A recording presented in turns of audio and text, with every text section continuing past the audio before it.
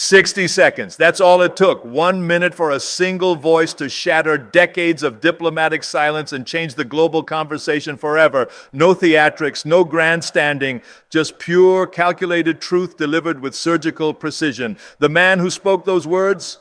Dr. Subramaniam Jaishankar. And in that moment, the world didn't just listen. It reconsidered everything it thought it knew about power, patience, and the art of perfect timing. This isn't a story about politics. This is a masterclass in strategic communication. This is about how authentic strength speaks when it finally decides to break its silence. Stay with me, because what unfolded in those 60 seconds will transform how you think about influence, impact, and the courage to stand in your truth when the stakes couldn't be higher. Imagine this, a room filled with global power brokers, each carrying the weight of nations on their shoulders, cameras rolling, expectations thick in the air, everyone waiting for India to play the familiar script, to soften its stance, to find middle ground. But Jaishankar didn't come to compromise, he came to clarify. And when he opened his mouth, he didn't just speak for India, he spoke for every nation that had ever been told to wait its turn, every voice that had been systematically silenced, every people who had watched from the sidelines while others wrote the rules. What made this moment extraordinary wasn't volume, it was velocity. Not the speed of his words, but the speed at which they cut through layers of diplomatic pretense and landed squarely on truth. In an era where leaders speak in careful circles, dancing around difficult realities, Jaishankar stood up and said what everyone in that room knew, but nobody dared acknowledge. That takes more than courage. That takes conviction rooted so deep that external pressure becomes irrelevant. Think about your own moments of truth. How many times have you swallowed your authentic response because the room wasn't ready? How many times have you diluted your message to make others comfortable? Jaishankar's 60 seconds remind us that real leadership isn't about reading the room. It's about changing the room. It's about speaking with such clarity, such grounded certainty, that the room has no choice but to shift its energy to match yours. But here's what most people missed about that speech. The power wasn't in what he said. The power was in what he represented in that moment. Years of preparation, decades of diplomatic experience, a lifetime of understanding India's position in the world. When he spoke, he wasn't reacting to pressure. He was revealing a strategy that had been years in the making. That's the difference between responding and reacting. Response comes from preparation. Reaction comes from pressure.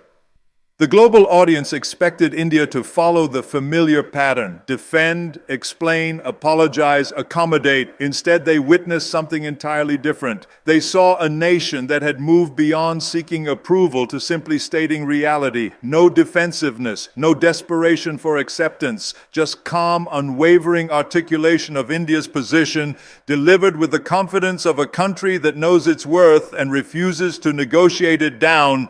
This is where most of us get it wrong in our own lives. We think strength means raising our voice, pushing harder, demanding more attention. But Jaishankar showed us that true power operates differently. It doesn't demand attention. It commands attention. It doesn't fight for space. It occupies space. It doesn't argue for respect. It simply behaves in ways that make respect inevitable. Watch the body language in that room. Watch the faces. You can see the exact moment when the global power structure realized something fundamental had shifted. This wasn't the India they were used to dealing with. This wasn't the diplomatic dance they had choreographed. This was a new voice speaking from a new foundation of strength, and that voice was saying something profound. The era of explaining ourselves is over. The era of expressing ourselves has begun. But let's go deeper. What was really happening in those 60 seconds? Jaishankar wasn't just defending policy positions. He was redefining relationships. For too long, global diplomacy had operated on an unspoken hierarchy. Some nations spoke, others listened. Some nations led, others followed. Some nations set agendas, others adapted to them. In 1 minute, he made it clear that India was no longer interested in playing by those rules. And here's the lesson that extends far beyond diplomacy. When you know your value, you don't need to prove your value. When you're clear on your principles, you don't need to justify your principles. When you understand your strength, you don't need to demonstrate your strength through aggression or volume. You demonstrate it through consistency, clarity, and the courage to speak truth even when truth is uncomfortable. The ripple effects of that speech continue today, not because of what was said, but because of what was established, a new baseline for how India engages with the world, a new standard for diplomatic communication, a new expectation that India's voice will be heard, respected, and taken seriously. That's what happens when you stop asking for permission and start taking responsibility for your own narrative. Think about this in your professional life. How many meetings have you sat through where you had the insight, the solution, the clarity that could change everything, but you waited for the right moment? How many times have you let others set the tone, define the parameters, control the conversation while you played it safe? Jaishankar's moment reminds us that sometimes the right moment isn't given to you. You create it. What made his intervention so powerful was the precision of timing. He didn't interrupt. He didn't force his way into the conversation. He waited for the exact moment when his words would have maximum impact, when the context was perfect for his message to land with full force. That's strategic patience. That's the difference between making noise and making change. The global media called it shocking because they weren't prepared for India to speak with such authority. They were accustomed to a different India, one that sought consensus, avoided confrontation, played diplomatic defense. But nations evolve, leadership evolves, and sometimes that evolution happens in a single moment when someone decides that the old patterns no longer serve the new reality. Here's what strikes me most about this moment: the absolute absence of anger in his voice. No frustration, no defensiveness, no emotional charge, just crystal clear communication delivered with the confidence of someone who has done the work, knows the facts, and trusts the strength of his position. That kind of composure under pressure doesn't happen by accident. It's cultivated through years of preparation, through deep understanding of your subject matter, through unshakable clarity about your values and objectives. This is your reminder that influence isn't about being the loudest voice in the room. It's about being the clearest voice in the room. It's not about speaking first. It's about speaking when your words will create the most impact. It's not about having all the answers. It's about asking the right questions and providing the answers that matter most.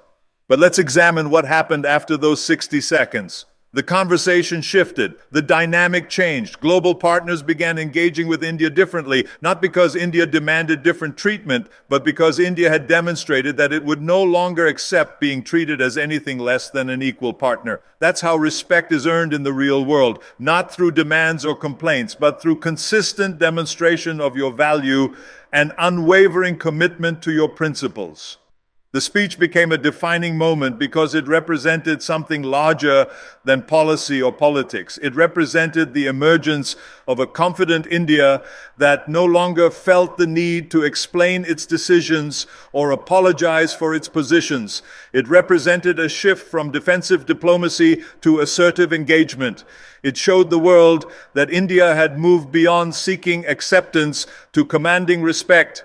Your moment is coming. Maybe not on a global stage, maybe not with cameras rolling, but your moment to speak your truth with clarity and conviction is approaching. When it arrives, remember this: don't speak to impress the room, speak to impact the room. Don't craft your words to avoid offense, craft them to create effect.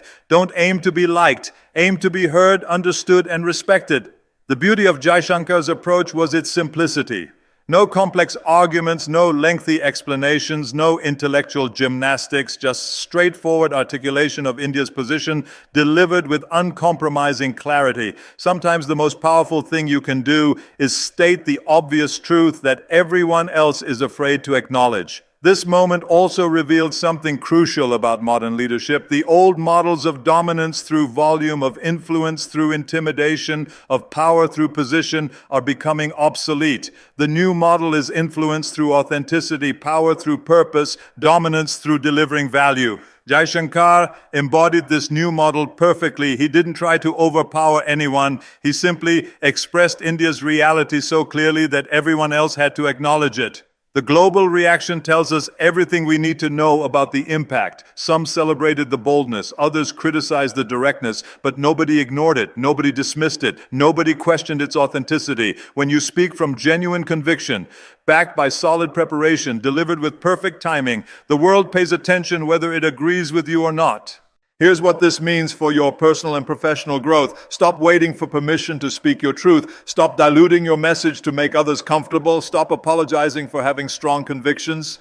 The world doesn't need more people who agree with everything. It needs more people who stand for something, who have the courage to articulate unpopular truths, who refuse to compromise their core values for temporary acceptance. But remember, this kind of moment doesn't happen without foundation. Jaishankar could speak with such authority because he had earned that authority through decades of diplomatic service, through deep understanding of global affairs, through proven commitment to India's interests. Your moment of truth will carry weight only if it's backed by preparation, knowledge, and authentic commitment to your principles.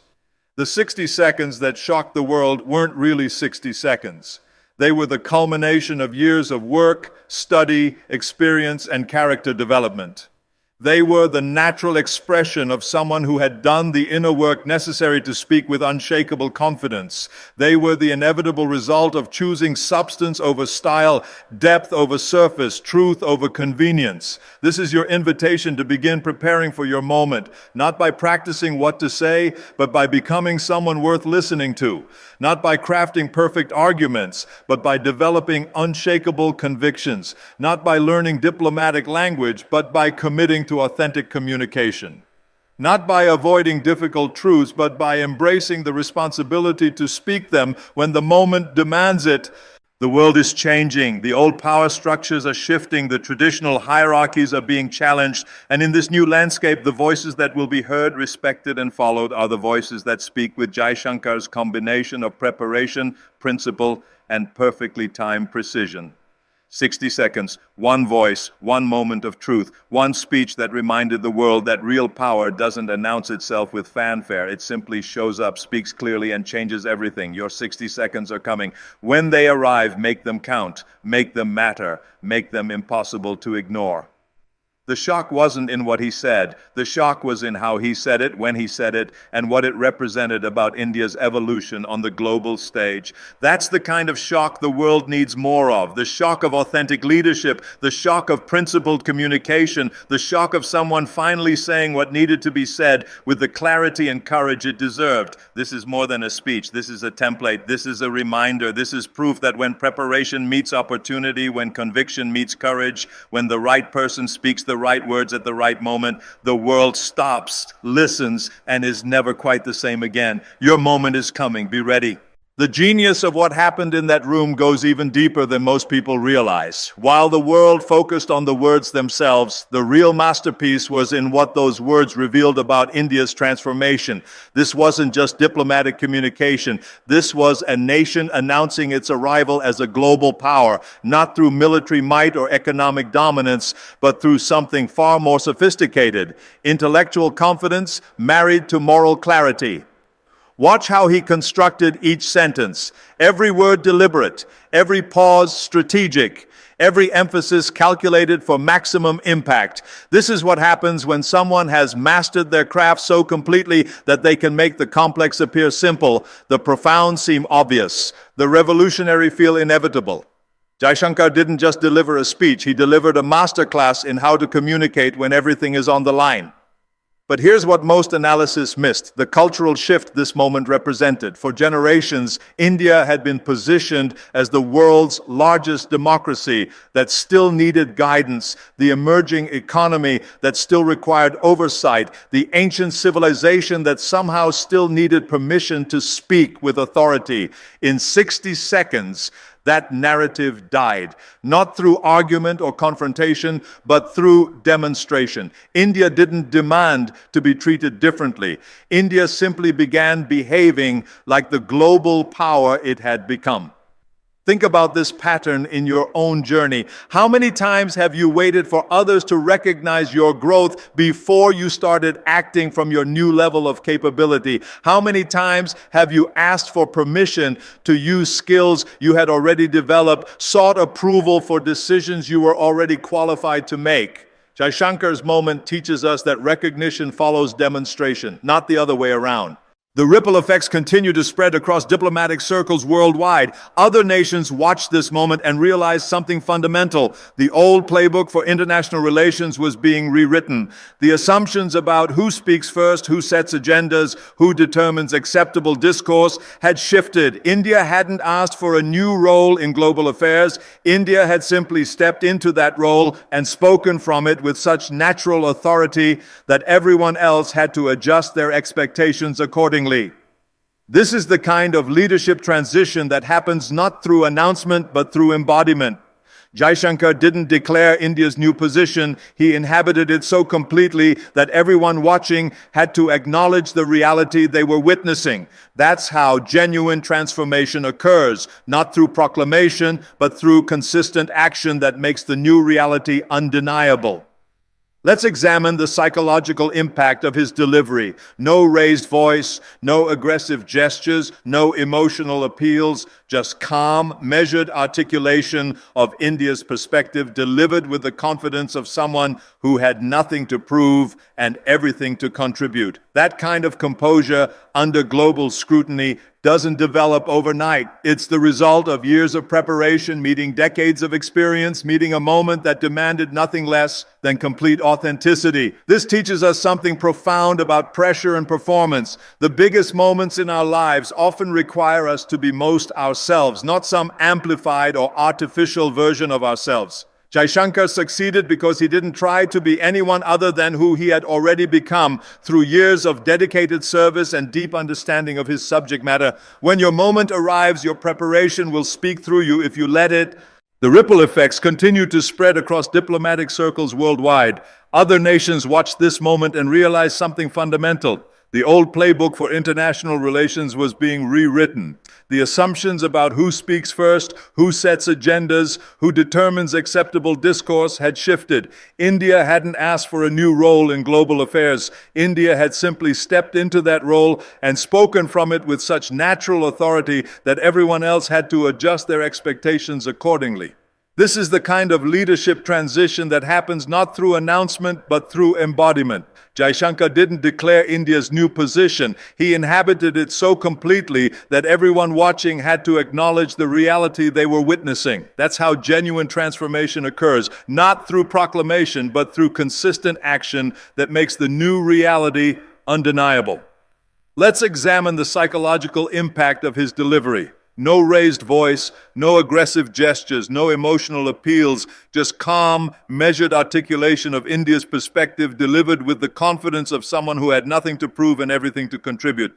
That kind of composure under global scrutiny doesn't develop overnight. It's the result of years of preparation, meeting decades of experience, meeting a moment that demanded nothing less than complete authenticity. This teaches us something profound about pressure and performance. The biggest moments in our lives often require us to be most ourselves, not some amplified or artificial version of ourselves. Jaishankar succeeded because he didn't try to be anyone other than who he had already become through years of dedicated service and deep understanding of his subject matter. When your moment arrives, your preparation will speak through you if you let it. The global media's shock revealed more about their assumptions than about India's capabilities. They were surprised because they had underestimated India's evolution, had failed to recognize the transformation that had been occurring steadily over years. This is a reminder that the world often sees us as we were, not as we have become.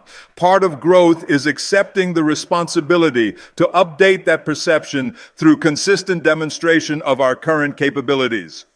But let's talk about what this moment cost him personally. Standing up in that room, speaking those words, taking that position required him to accept certain risks.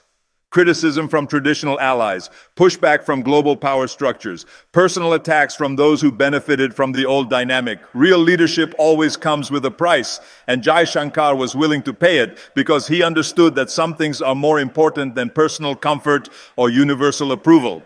This is where most people falter in their own leadership moments. They want the influence without the risk, the respect without the responsibility, the authority without the accountability. But true leadership means being willing to stand alone when necessary, to speak unpopular truths when required, to accept the consequences of choosing principle over convenience. Jaishankar embodied this willingness perfectly. The strategic brilliance of his timing cannot be overstated. He didn't interrupt others. He didn't force his way into the conversation. He waited for the perfect moment when his words would land with maximum impact, when the context had been established, when his intervention would shift the entire dynamic.